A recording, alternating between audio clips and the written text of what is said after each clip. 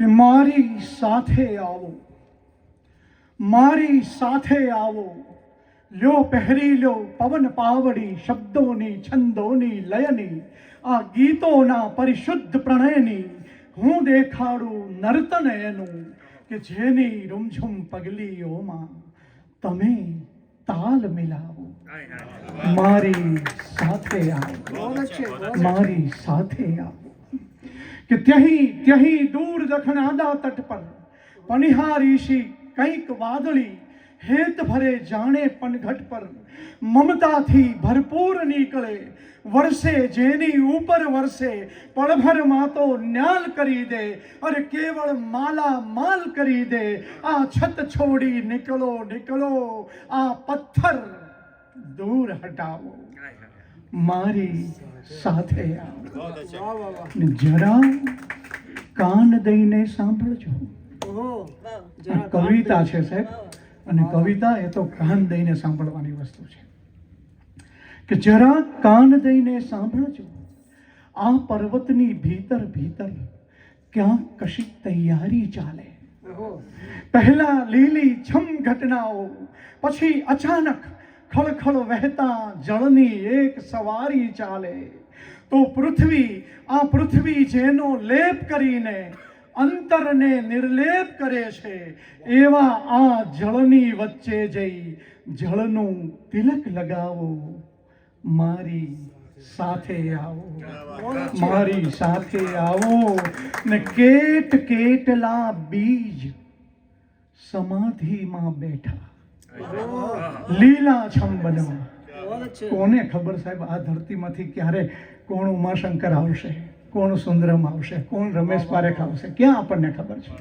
કે કેટ કેટલા બીજ સમાધિમાં બેઠા લીલાછમ બનવા, અરે કેટ કેટલી કુંપળ થનગનતી ધરતીના ખોળે રમવા. અહીં ક્યાંક ઝરણુંય વહે છે, અરે આ માટીની મહેક કહે છે, લ્યો અહીં જ વાવી દઉં તમને, લ્યો અહીં જ વાવી દઉં તમને. તો તમે, અરે તમે કંઈ ફળગાવો, મારી સાથે આવો. લ્યો પહેરી લ્યો પવન પાવડી, શબ્દોની છંદોની લયની, ગીતોના પરિશુદ્ધ પ્રણયની હું દેખાડું નર્તન એનું, કે જેની રૂમઝુમ પગલીઓમાં તમે તાલ મિલાવો. મારી સાથે આવો, મારી સાથે આવો. જી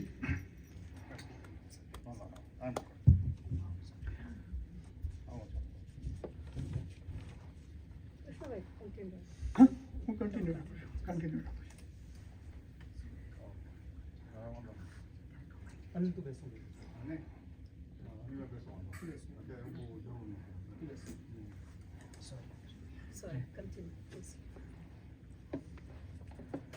બહુ જ મજાની વાત છે. આપણે બધા એક જ પ્રદેશના છીએ. હરિભાઈ તો બિલકુલ આપણા મારા ગામની બિલકુલ બાજુના મોરજરના. એટલે સાહેબ એ શેત્રુજીમાં નાતા ને બાળપણ બધું મેં ત્યાં વિતાવ્યું છે. જી, એટલે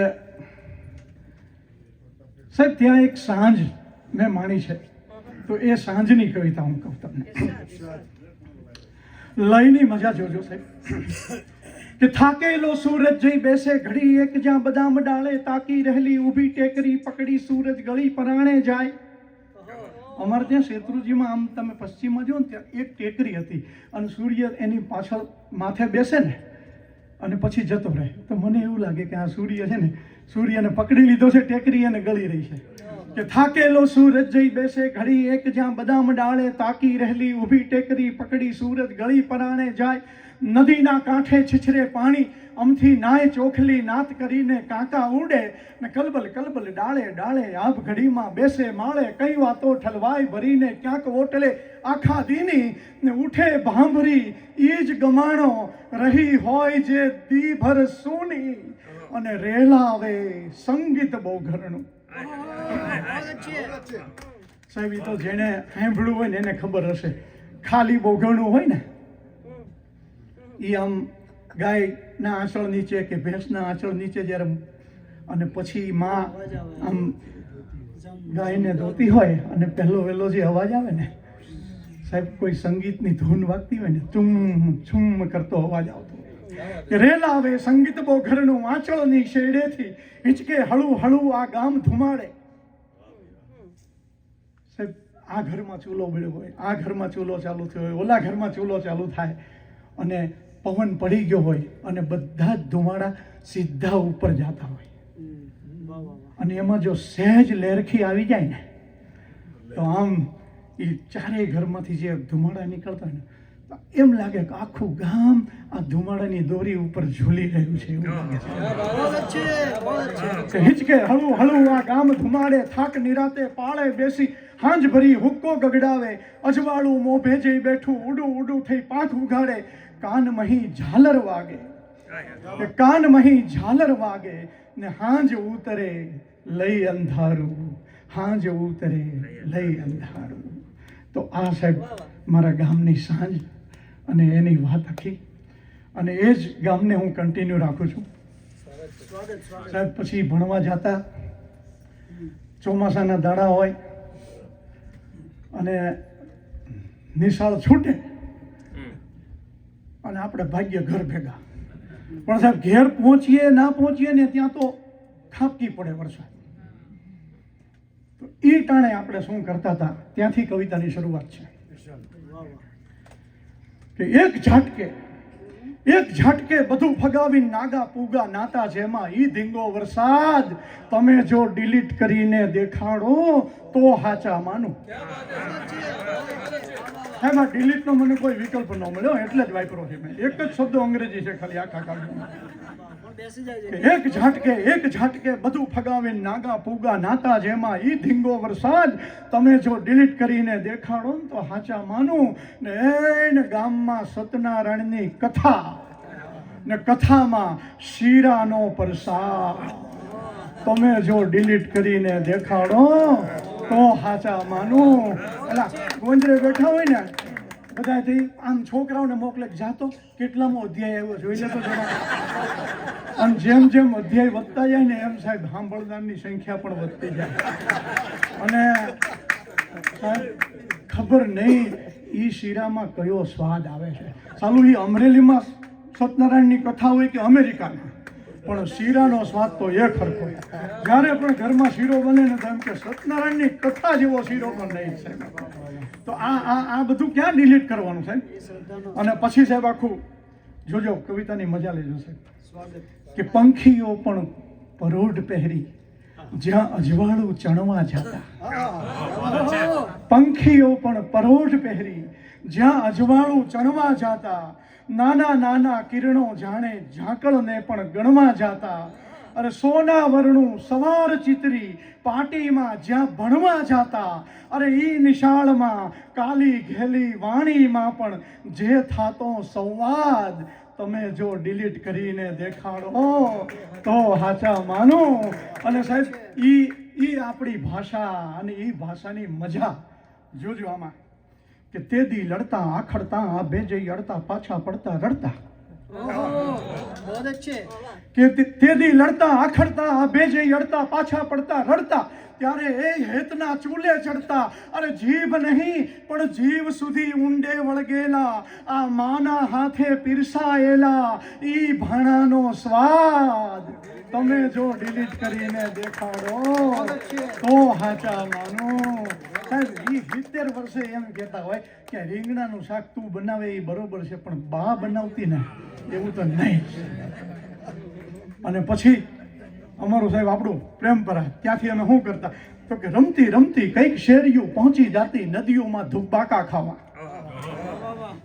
રમતી રમતી કઈક શેરીયું પહોંચી જાતી નદીઓમાં ધુબ્બાકા ખાવા, થાક્યો પાક્યો સૂરજ પણ આથમણે જઈ ખાબકતો નાવા, તો એવે ટાણે હજી કાનમાં ગુંજ્યા કરતો, અરે 14 ભુવનથી ઉઠતો તો ઈ ઘંટા રવનો નાદ તમે જો ડિલીટ કરીને દેખાડો તો હાચા માનું. અને બુઢા તો ભાઈ તમે થયા છો, બુઢા તો ભાઈ તમે થયા છો, બાકી તો આ સ્મરણોને ક્યાં ઉંમર જેવું કશું નડે છે. બુઢા તો ભાઈ તમે થયા છો, બાકી તો આ સ્મરણોને ક્યાં ઉંમર જેવું કશું નડે છે. એ જુઓ ને સાવ સહજ, એ જુઓ ને સાવ સહજ બાળકની જેમ જ અધરાતે કે મધરાતે પણ હજુય રમવા આવી ચડતી આ નાની નાની યાદ તમે જો ડિલીટ કરીને દેખાડો તો હાચા માનું કે એને ગામમાં સત્યનારાયણની કથા ને કથામાં શીરાનો પ્રસાદ તમે જો ડિલીટ કરીને દેખાડો તો હાચા માનું. તો આ સાહેબ આખું અમારું એક આખું પરિસર ગામડાનું ને એની મજા આખી. અને હવે થોડોક રંગ બદલું છું, મને સમયની મર્યાદાનું ભાન છે એટલે તમારો સમય લો કૃષ્ણ. નહીં નહીં મોજથી બોલો સાહેબ, બોલવાના છે. તમારો સમય લો આરામથી. હવે આ સમયનું જ કીધું તો એક કવિતા હવે અમને એક બાળ કવિતા ટાઈપનું છે એટલે કહી દઉં. હું છે ને બાળકોનો કવિ છું. અમે બાળક જ છીએ. એક મંકોડે મીટિંગ બોલાવી. હવે સરનામું આપ્યું તું હાકરની બહેણી. એક મંકોડે મીટિંગ બોલાવી, સરનામું આપ્યું તું સાકરની બરણી. તે આખી એ નાચ એમાં આવી. ધાર્યા કરતા તો ઘણી વધી ગઈ ભીડ ને ઉપરથી પાર્કિંગનું દુઃખ. મીટિંગમાં ચર્ચાનો વિષય પણ કેવો કે કઈ રીતે મેળવવું સુખ. તે દોડીને ભાગ લેવા આવ્યા બધાય જાણે બરણીમાં સુખની ચાવી. એક મંકોડે મીટિંગ બોલાવી. સાકરના એક મોટા ગાંગડાની ટોચ ઉપર રાખ્યું તું મીટિંગનું સ્ટેજ. મોટા મંકોડાઓ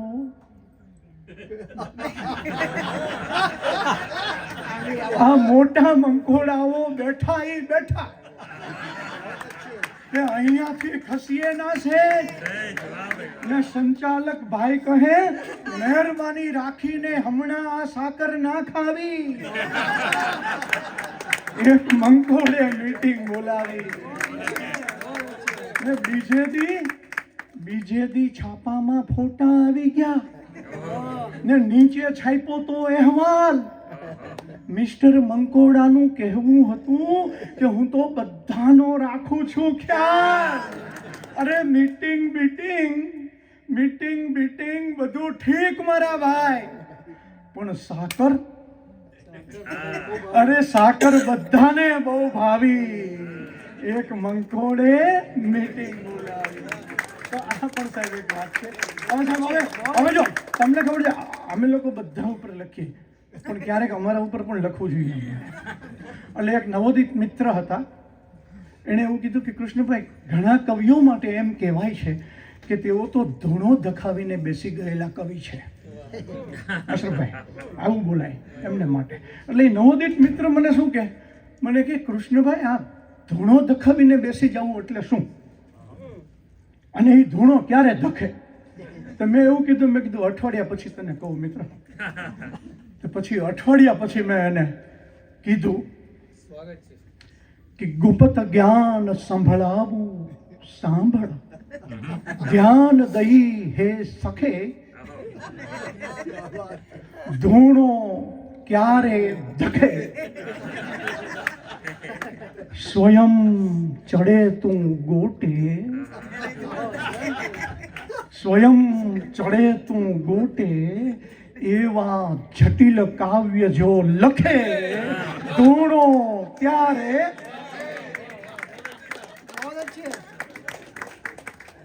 એરંડિયું પીધાની પળનો પડી શકે છે ફોટો. એરંડિયું પીધાની પળનો પડી શકે છે ફોટો, મુખ મુદ્રા ગંભીર રાખ તો કવિ બને તું મોટો. કે વહે હોઠથી વાણી ને આ કાન ચડે જો ડખે, ધૂણો ત્યારે છે. અને હવે છે ઘણી વાર શું છે પ્રેક્ટિકલ પણ ભણાવવું પડે. બરોબર છે, એકલું થિયરિકલ ન ચાલે, એટલે હવે પ્રેક્ટિકલ. 52 બારું 52 ગહન ગોખ ને આત્મ અલખ જગાવે. 52 બારું ગહન ગોખ ને આત્મ અલખ જગાવે. અનહદ સાહિબ ચાદર એવા શબ્દ પરાયણે લાવે. તો તારું સર્જન શાણા વિવેચકો પણ ચખે. ધૂણો ત્યારે દખે ને ઘામ થાય. ભરતભાઈ, ઘામ થાય પણ ઉતારવી નહીં વિદ્વત્તાની કોટી. ઘામ થાય પણ ઉતારવી નહીં વિદ્વત્તાની કોટી. કે આભા ઠાંસી ભરે ફરે જટ પદવી પામે મોટી. કે અન્ય કવિના કવન સાંભળી મુખમર કેના રખે. ધૂણો ત્યારે દખે સ્વયં ચડે તો ગોટે. એવા જટિલ કાવ્ય જો લખે. ધૂણો ત્યારે દખે. બે ઘડી વાતો કરી ને દિલને બહેલાવી અમે નીકળી ગયા. કોઈ ના સમજી શક્યું તો ખુદને સમજાવી અમે નીકળી ગયા. બહુ જ છે. આ ચિરંતન તરસનું કારણ તમે પૂછ્યું, છતાંય કાંઈ પણ બોલ્યા નહીં. બસ આંખમાં આવી અમે નીકળી ગયા. ને વાદળોની પાઠશાળામાં ગયા તો આટલું શીખ્યા અમે. જ્યાં થયું મન ત્યાં ગયા ને હેત વરસાવી અમે નીકળી ગયા. ને પથ્થરોની કોર્ટમાં એ કેસ લાંબો ચાલશે. કે એમનો આરોપ છે કે ત્યાં કશુંક વાવી અમે નીકળી ગયા. પથ્થરોની કોર્ટમાં એ કેસ લાંબો ચાલશે. કે એમનો આરોપ છે કે ત્યાં કશુંક વાવી અમે નીકળી ગયા. ને આંખ બે હેતાળ ખુલ્લા કાન ને ભીનું હૃદય. સર્વોત્તમ શ્રોતાઓની આ નિશાની છે. આંખ બે હેતાળ ખુલ્લા કાન ને ભીનું હૃદય. એટલે તો આ ગઝલ તમને જ સંભળાવી અમે નીકળી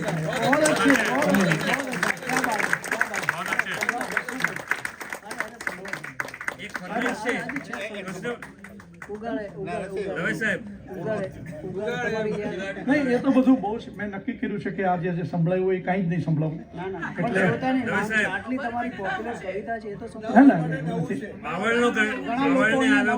એક સરસ મજાનું ગીત મને યાદ આવે છે. અહીંની ભૂમિને અનુરૂપ એવું ગીત યાદ આવે છે.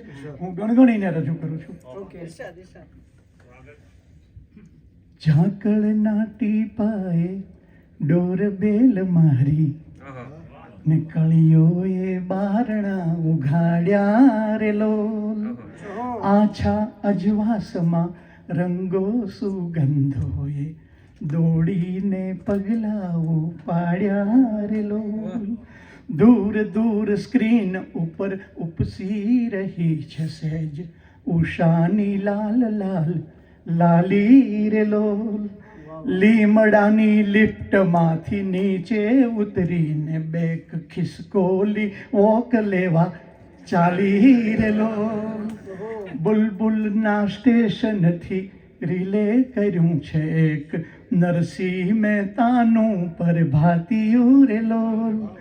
લીલાને સુક કાબે તરણામાં શું કરીએ કેટલું એ ઝીણું ઝીણું કાંતિયું રે લોલ ચાલુ ફ્લાઇટમાંથી ભમરાએ કોણ જાણે કેટલાએ મોબાઈલ કીધા રે લોલ એવું લાગે છે જાણે આખી એ નાથને ફૂલોના સરનામાં દીધા રે લોલ ડાળી પર ટહુકાના તોરણ લટકાવીને વૃક્ષોએ આંગણા સજાવ્યા રે લોલ પાંખો પર લોડ કરી રંગોનું સોફ્ટવેર રમવા પતંગિયાઓ આવ્યા રે લોલ ઝાકળના ટીપાએ ડોરબેલ મારી ને કળીઓએ વારણા ઉઘાડ્યા રે બહુ જ છે વાહ વાહ વાહ વાહ